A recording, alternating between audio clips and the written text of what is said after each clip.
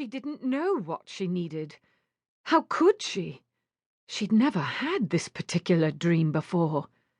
She only knew want. She was want.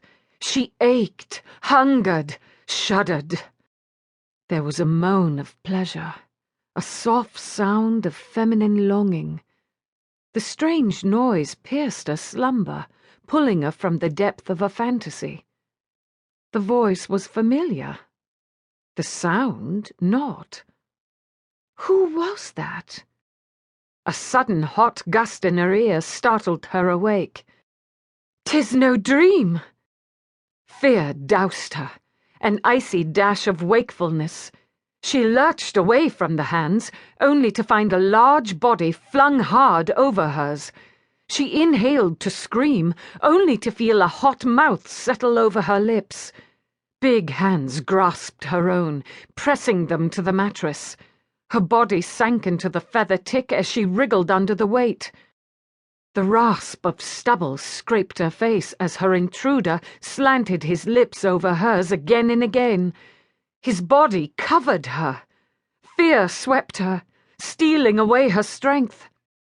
She couldn't move, couldn't cry out.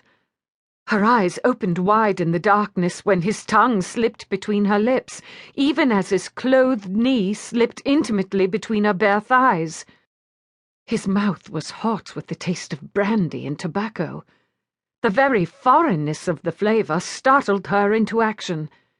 Arching beneath him, she tried to throw his weight from her.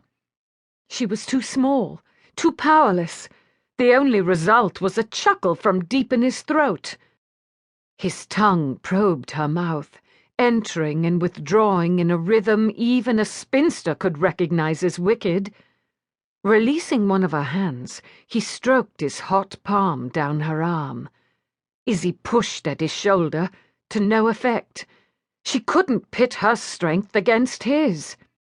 Flinging her free hand out into the darkness, she reached for something, anything. The candlestick. Large and ornate, it held an extravagant 3 candles and was heavy enough to carry with 2 hands. She had left it on the night table. Oh, please let it be close. She stretched, grasping at the slick base, but could not find a grip on the metal. Her hands scrabbled at it again, only to freeze as her assailant slipped her nightgown down off one shoulder.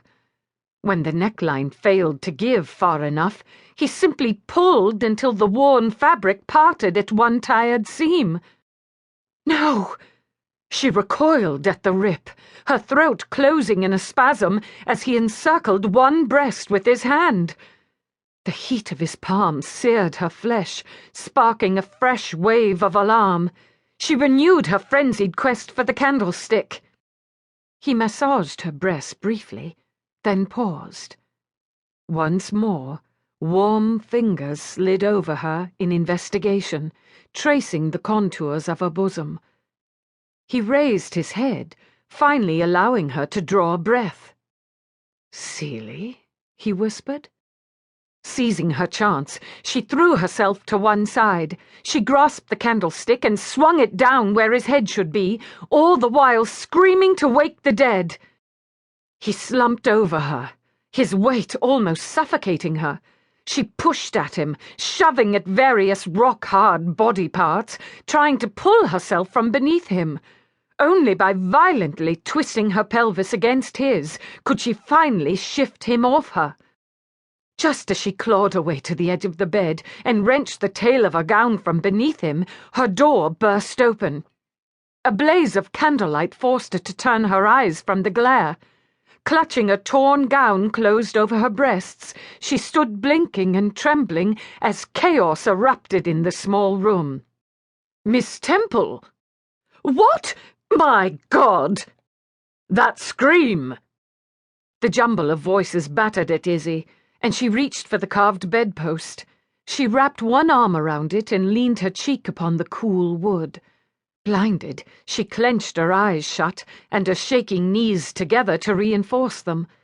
She ignored the babble of her would-be rescuers, concentrating on remaining upright as dizzying, nauseating reactions swept her.